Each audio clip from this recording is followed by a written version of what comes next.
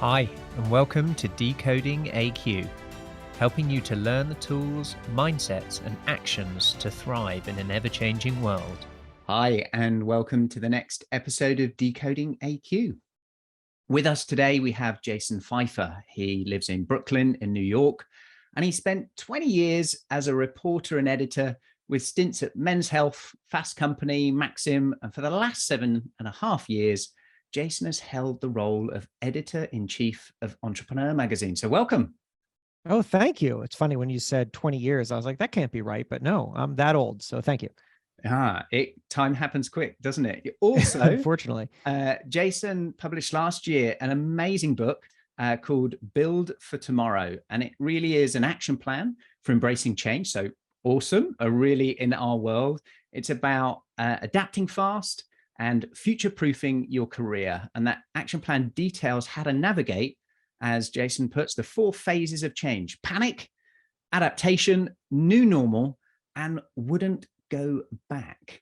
And Jason actually describes that he wants to help us find our wouldn't go back moment. So what I'd like to start off, Jason, is can you share what that means and perhaps what was yours, if you've had one, or maybe if you've had several wouldn't go back moments, maybe share one of them from your own life, Jason. Oh, sure. So thanks for having me. And I've had many wouldn't go back moments. I'll tell you the one that has led to very specifically the kind of conversation we're having right now, which is that when I became editor-in-chief of Entrepreneur magazine, I had really thought of myself as a media guy. I come in and I'm a media guy. I understand magazines and I understand editing and so on. And yet people did not understand me that way.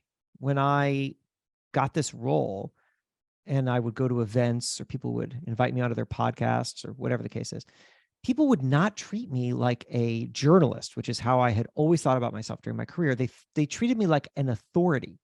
And I was very uncomfortable with that. I didn't know what to do with that. And people would have me on their podcast and they'd introduce me and say, Jason Feifer, an editor, as a thought leader in entrepreneurship or whatever. And I would say, well, I'm really a generalist and a storyteller. And it was awful. I didn't know what to do. And I was talking to my wife about this problem. And she said, because people kept using the term thought leader, which I hate, but she said, if they want you to be a thought leader, then just be a thought leader. And I started to think, if I could figure out what it is that people actually expected of me and shifted the way that I understood myself to really pay off on that value and to be that person, what does that person look like? And how does that person sound? And what does that person have to say? Do I have something to say? Because previously I never did. I was just saying what other people said. That was my job. But do I have something to say?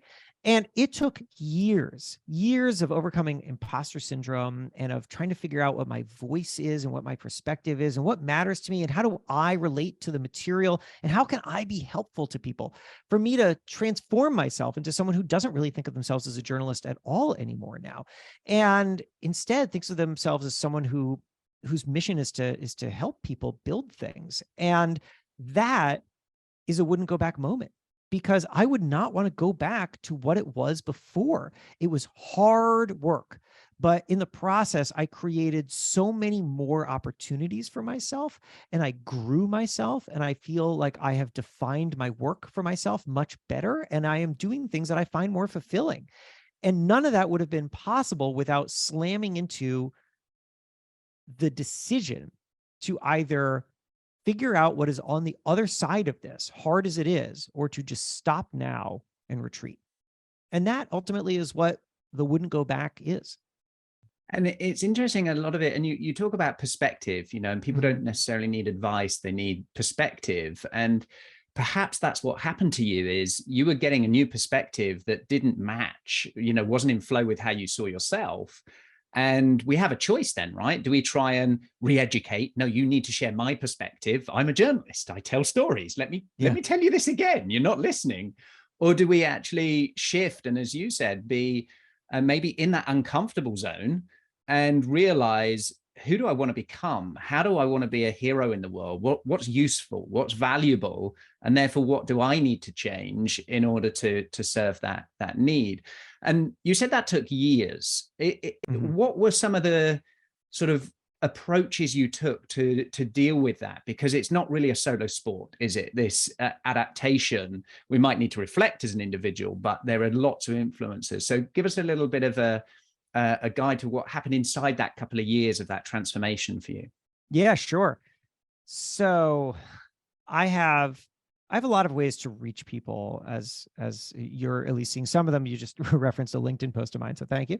But I also have this pretty magical space, which is rarefied, which is that I have a magazine column at the very, very front of the magazine, which my face appears on, and it's the editor's letter in the magazine, Entrepreneur Magazine. And when I first became editor, I thought I want to do something with that space, because most editors just treat it as a table of contents in essay form. It's completely forgettable and skippable. And I don't understand that, because this is incredible real estate. And why wouldn't you use it to connect with your readers and bring them real value?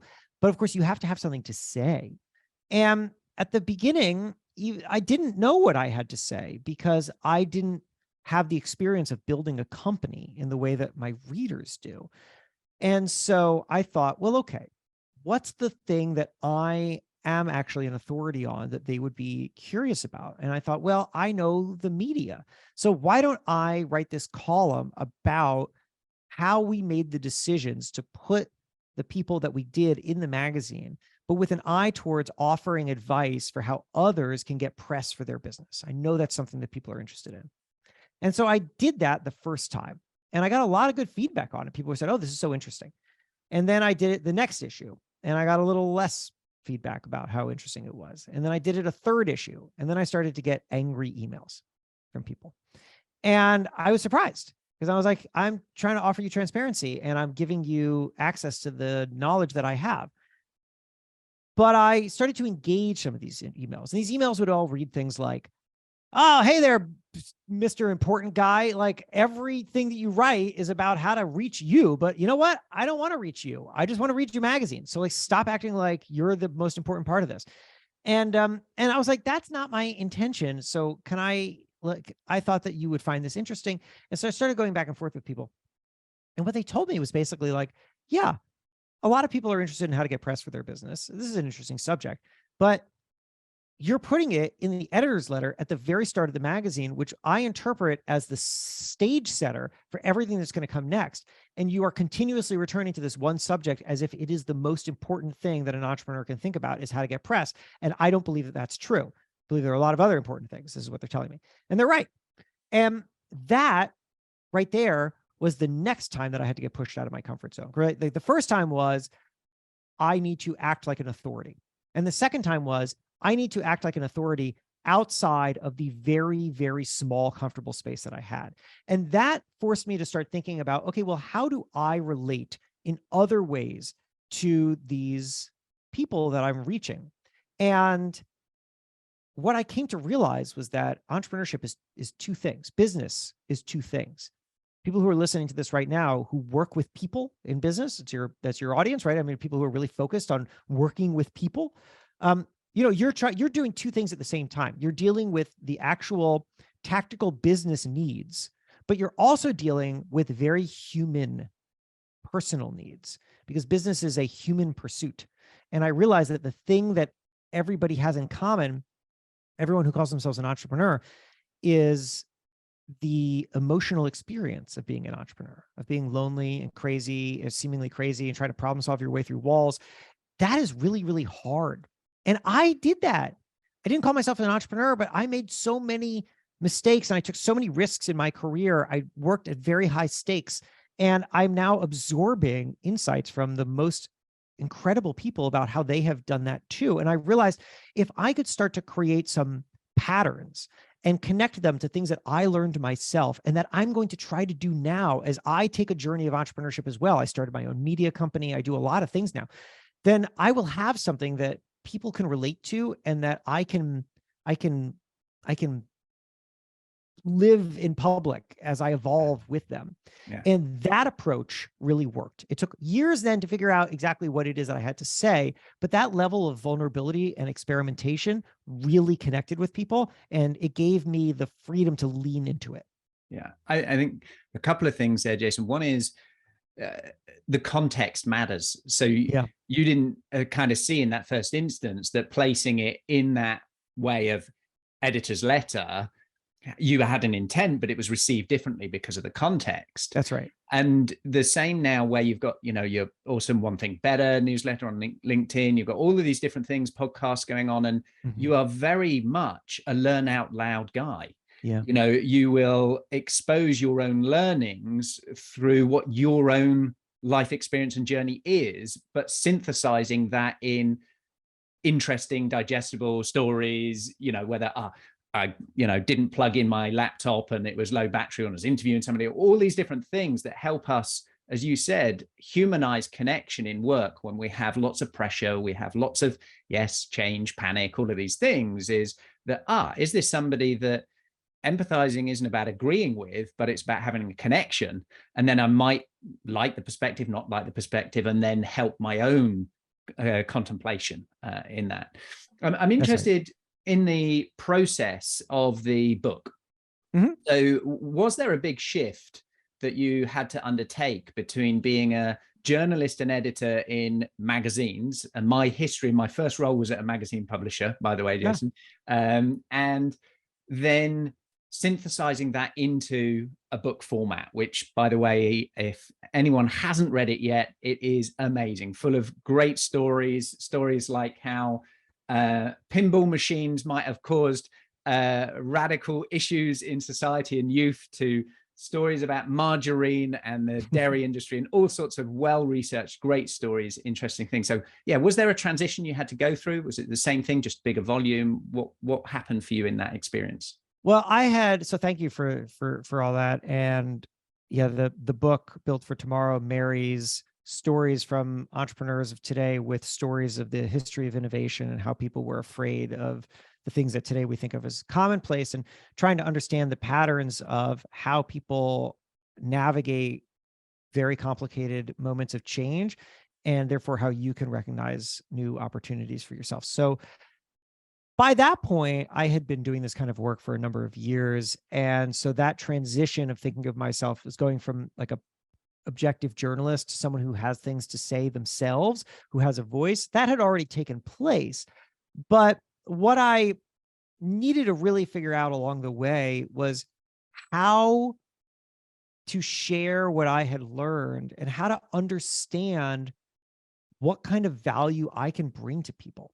There's you don't have to be everything. You just have to know what you're really, really good at. I just wrote about this in my newsletter, One Thing Better. And for me, I realized, to go back to something I was saying before, I am not the guy to tell you how to price your product. I am not the guy to tell you how to double revenue. I'm not that guy. There are people who have done that for a living and they're really good at it, and I don't want to pretend to be them. So what is it that I am really good at? And I realize that what I'm really good at is I'm really good at understanding how people think, and then processing that in a way in which, by utilizing the skills that I had developed in other arenas of my work, how I would go out and I would meet people and then tell their story. How can I tell a story that is catered to an audience that wants to make it useful? I came up with this little framework. And by the way, I don't know if you're picking this up on mic, but there's I live in Brooklyn. Every once in a while, something happens, like somebody just stops driving and then there's a massive pileup of cars and then everyone starts honking as if that's going to change anything. Can't hear a thing. Okay, good. Well, that's what's going on good. outside mine. Yeah. So if I sound distracted, it's because 40 people are honking for no good reason right now, as if that's going to make anybody move down the street, and it's not. I realized that there's a useful formula for me for telling stories. And it goes like this. It's a 3-parter. Big idea with a name, story of someone else figuring it out, story of me figuring it out. Big idea with a name, story of someone else figuring it out, story of me figuring it out. And the reason for that is because most business advice, most relationship advice, most advice is not quantum mechanics, right? It's not some very complicated thing. We all know the tenets of what it is that we need to do. The challenge is that we don't always know how to apply that to now, or we don't see how it's relevant to the way in which we are operating. And so I want to give people memorable ways to think. So take a big idea, give it a name, work your next job, the bridge of familiarity. I have a million of them. And then I want to tell a story, which is often where that history stuff comes from, or stories of other entrepreneurs. Tell a story so that you can see someone putting it into action, and then tell a story of me learning out loud, trying to figure it out along the way, because when I do that, it's not about me. This is something that I think people misunderstand when they share about themselves. It should never be about you, even when you're talking about yourself. Instead, it should always be about the audience. If I'm going to tell a story about myself, and I've done it a few times on this podcast, I'm always mindful that what I'm really trying to do is be a stand-in for the audience. I am going to navigate this idea as you, so that you can see how you might do it. And I'm going to tell you the things that I'm thinking and that I'm feeling, because those are probably versions of the things that you're going to be thinking or feeling yourself. I can be the stand-in for you, walking through this experience that I've set out. And when I do that, people feel connected to me, but they also see how my ideas are relevant to them.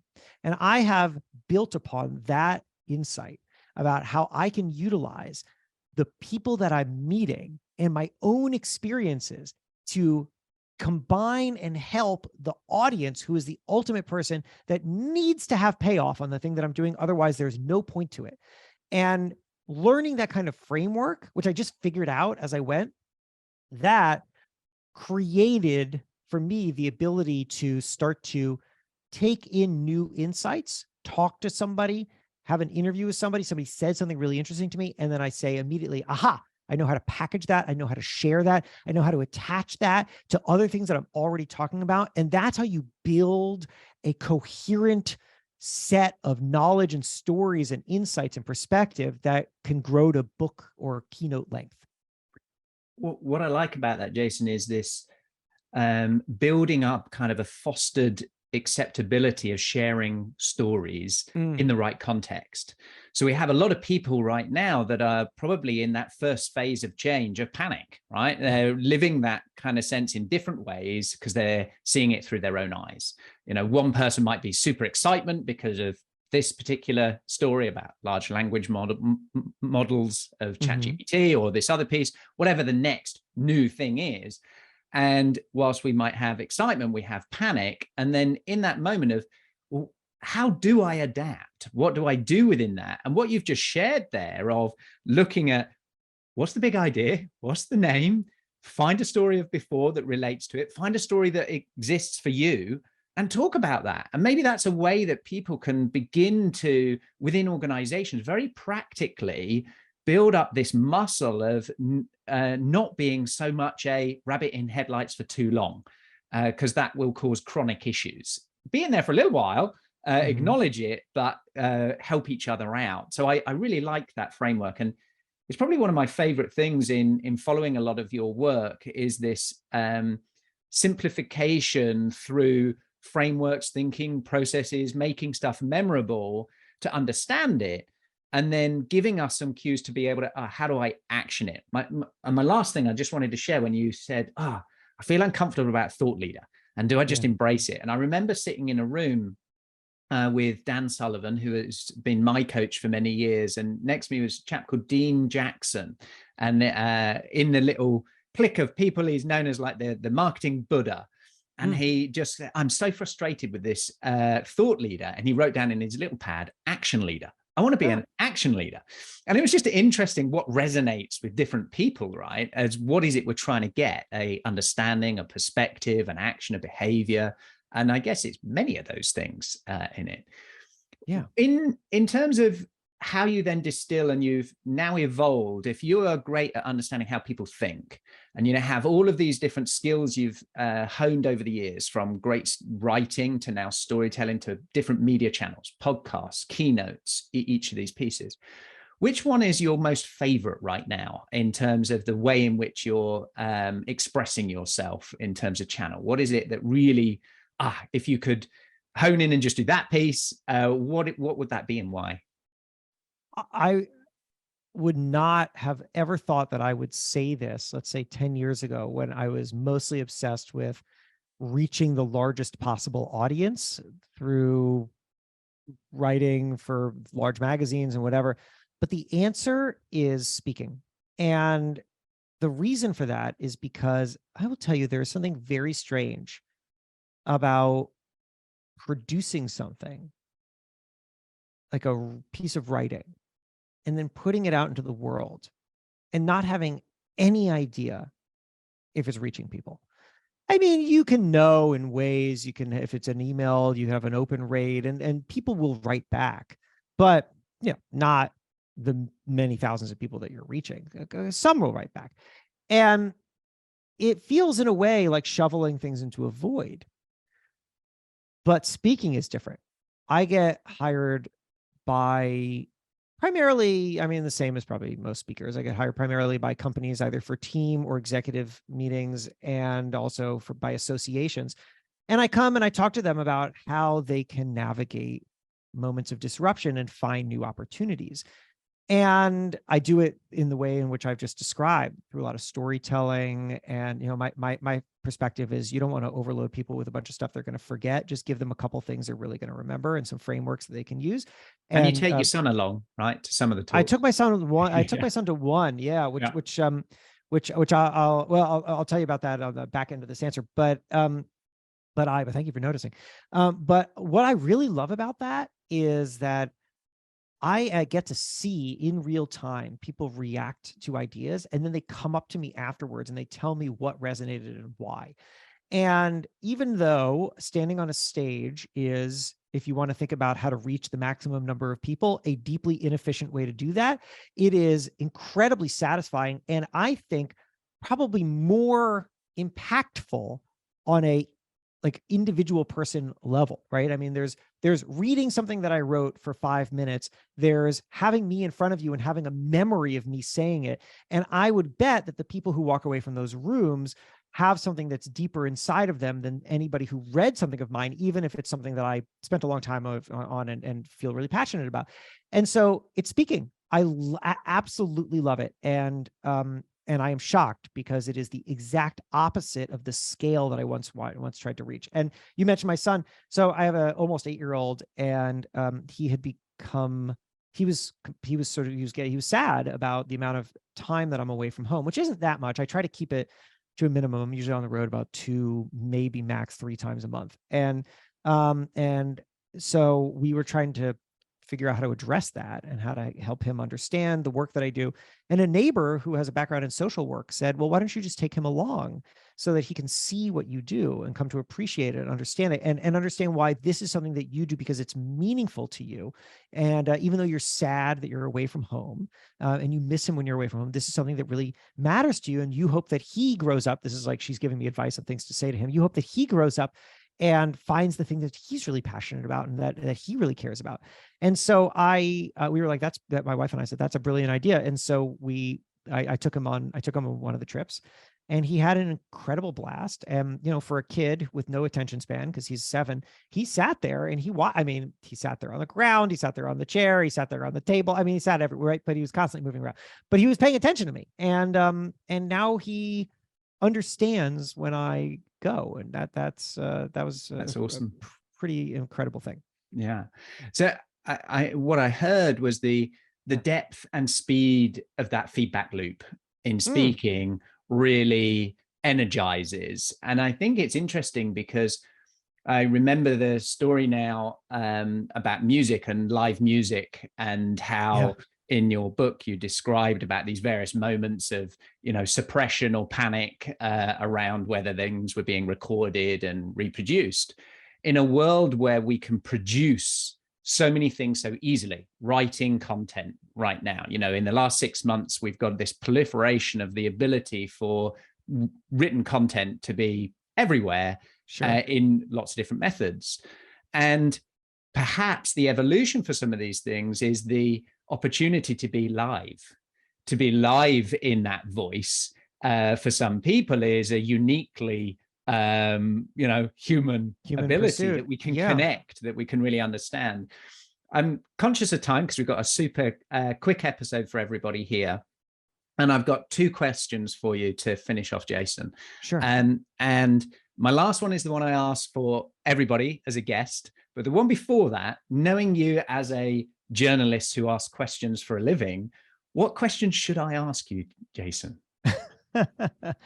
Well, so first of all, I'm going to add to this great point that you just made there about how AI is producing endless writing, and therefore what's the differentiating factor. It's really how we're going to have to start thinking about things, and history will show you that that's what's happened over and over again. An example that I really love, I got from a knitting historian, because there's a historian for everything, was that in the Industrial Revolution, when machines started to replicate the knitting that humans were doing for basic utilities, like, for example, socks, there was, of course, a moment of great disruption. You had the Luddites who were attacking the machines, but what resulted from that was really what you could think of as a liberation of human potential, because you had all these talented people who now were not spending all day knitting utility socks by hand. Now there were machines that could do that.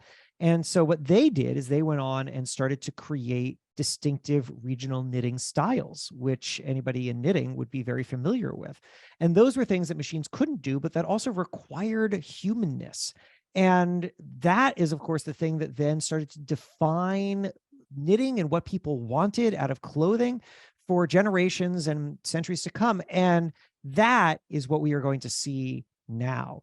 We are not in a fixed world where one thing comes along and simply replaces. We are in a dynamic world. And if new technology can do things that, or at least some things that we used to do before, it doesn't mean that we don't have things to do anymore. Instead, we are going to find the ways in which we continue to be most valuable, because humans always will be. But it doesn't mean that we always need to do the drudgery work that humans used to have to do. There's a distinction between those two things.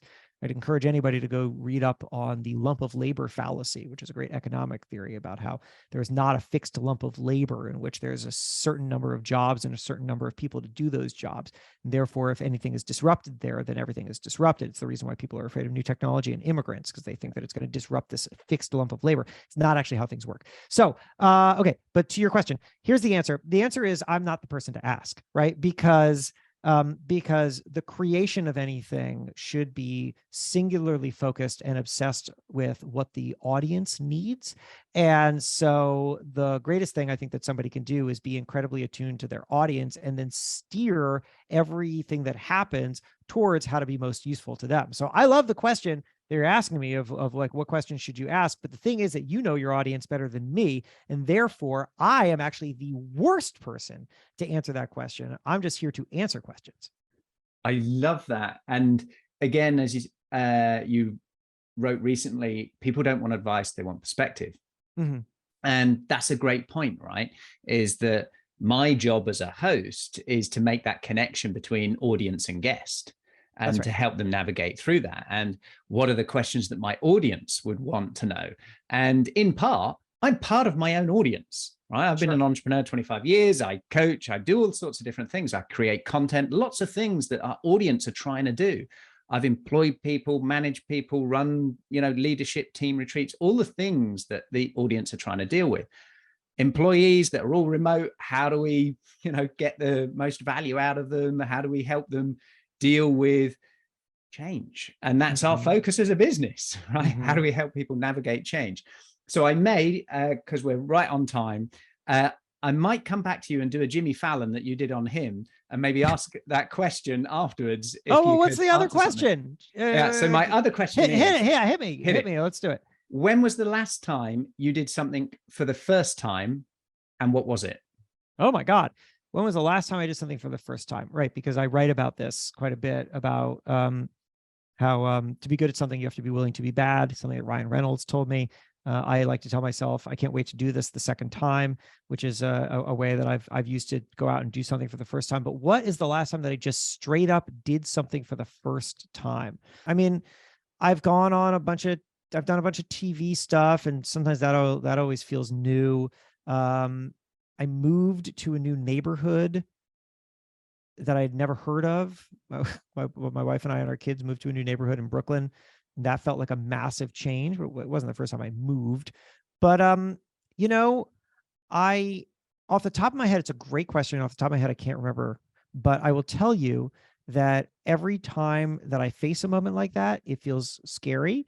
And I have to remember that I did it before, and that some of my most treasured skills and opportunities came out of me pushing myself into doing these things that I had never done before. And that's what gives me the courage to do it.